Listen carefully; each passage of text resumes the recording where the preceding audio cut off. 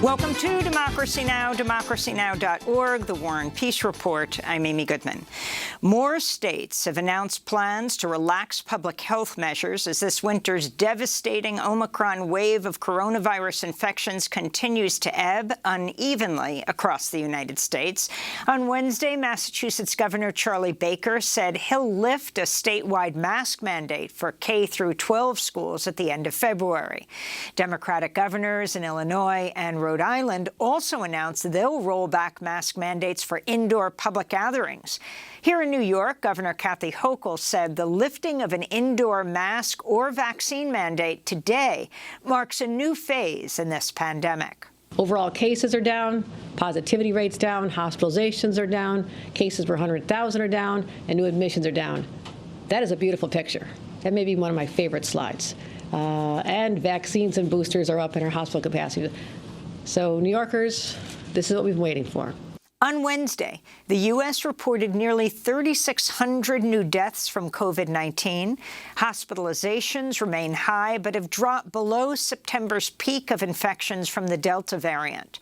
Centers for Disease Control Director Dr. Rochelle Walensky said Wednesday her agency is looking into updating and reviewing its guidance. But at this time, we continue to recommend masking in areas of high and substantial transmission. That's much of the country right now in public indoor settings. CDC data show more than 99% of counties across the United States are currently considered high risk for transmission. Meanwhile, on Capitol Hill, Congressional Caucus Chair Joyce Beatty says Republican Congressmember Hal Rogers of Kentucky poked her in the back and said, "Kiss my ass," after she asked him to wear a mask aboard the Capitol building's subway system. Beatty said Wednesday she'd accepted Rogers' public apology, but said she felt she might have been treated differently if she were not a black woman. The White House accused Russia of escalating tensions Wednesday as an estimated 30,000 Russian troops begin 10 days of military drills in Belarus. Satellite images appear to show Russian military hardware has been moved closer to the border with Ukraine. Meanwhile, some 3,000 extra U.S. troops have mobilized to Poland and Romania, some of them relocated from Germany. More troops from NATO members countries could follow suit. Former White House senior advisor Peter Navarro said Wednesday he won't comply with a congressional subpoena issued by the House committee investigating the January 6th Capitol insurrection. Navarro has openly boasted that he helped create a strategy of delaying Congress's formal count of the 2020 election results to buy time for Donald Trump and his supporters to reverse the election outcome. The Washington Post reports after Trump lost the 2020 election, Rudy Giuliani and other Trump legal advisors asked a Republican prosecutor in northern Michigan to hand over his county's voting machines to Trump's team. Meanwhile, the National Archives has discovered what it says appeared to be classified information and documents Trump took with him from the White House as he left office. Last month, Trump returned 15 boxes of records from his Mar-a-Lago resort, which he'd taken with him in violation of the Presidential Records Act. Among the documents were letters from Barack Obama and Kim Jong-un. Times reporter Maggie Haberman writes in her new book, Confidence Man, that while Trump was in office, staff periodically discovered wads of printed paper clogging his White House toilet and believed the president had flushed the records. The Biden administration's laid out a $5 billion plan to build a network of electric vehicle charging stations along interstate highways. Money for the program would come from the recently passed $1 trillion infrastructure bill. It's part of the administration's plan to make half of new cars sold in the U.S. by 2030 battery-powered or plug-in electric hybrids. Meanwhile, the House Oversight Subcommittee on the Environment held hearings on the role of major oil companies in funding and disseminating misinformation about the climate crisis. Board members of Shell, Chevron, BP, and ExxonMobil refused congressional requests that they testify at Tuesday's hearing. Instead, lawmakers heard from climate scientists and experts on big oil's public relations efforts. This is Tracy Lewis of the group Public Citizen. At least 45 years ago, oil industry scientists privately warned their own company executives that their products would spell doom for the planet. Yet, instead of taking action, the fossil fuel industry has used its political power and public messaging capabilities to undercut climate policymaking and climate action, misleading the public about its products and therefore causing well-documented harms. We will speak with Congressmember Ro Khanna about that committee hearing he chaired this week, later in the broadcast. A group of 13 youth climate activists have filed a lawsuit accusing their home state of Virginia of backing fossil fuel projects that contribute to the climate crisis in violation of their constitutional and public trust rights.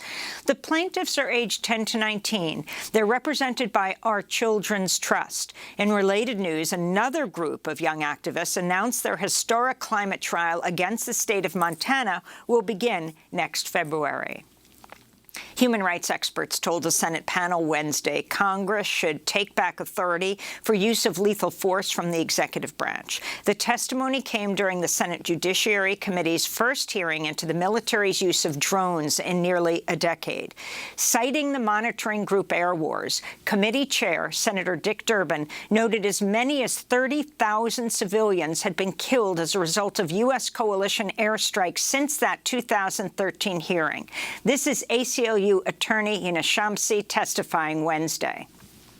Successive presidents have used secretive war-based rules to kill terrorism suspects in places where we weren't or aren't at war.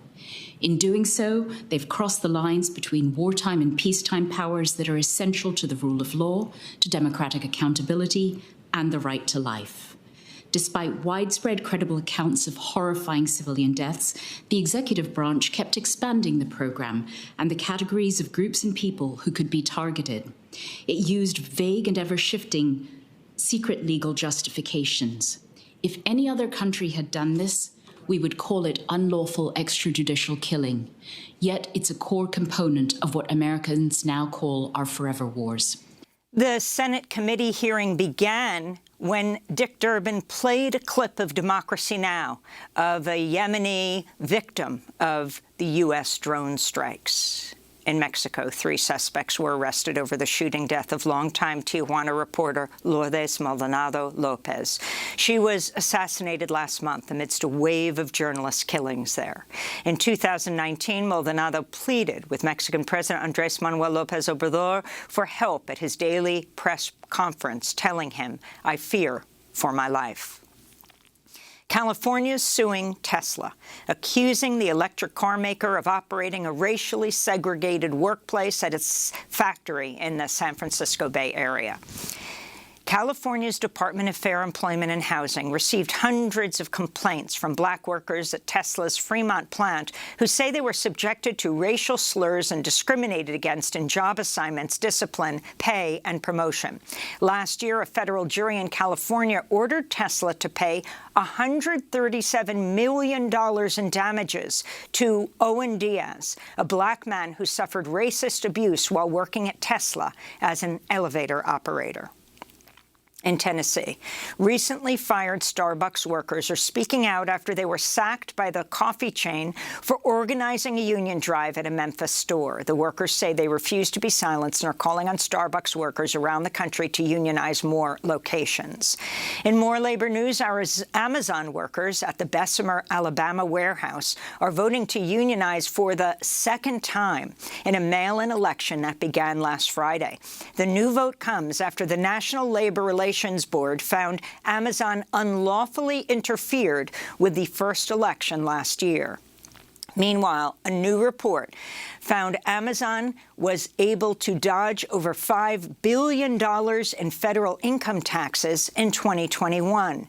Amazon reported record revenue of $35 billion last year, but benefited from a federal income tax rate of just 6%, thanks to corporate tax breaks.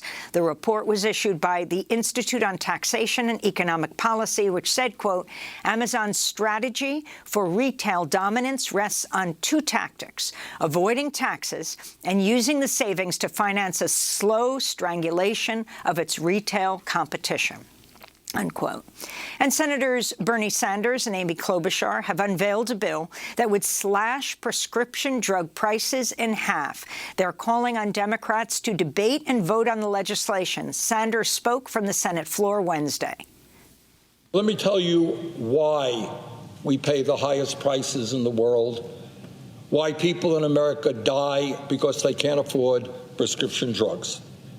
And the answer has everything to do with a corrupt political system in which, over the past 20 years, the pharmaceutical industry has spent over $4.5 billion, not million, $4.5 billion on lobbying and hundreds of millions of dollars in campaign contributions. Yes, you heard that correctly. And those are some of the headlines. This is Democracy Now!, democracynow.org, The War and Peace Report.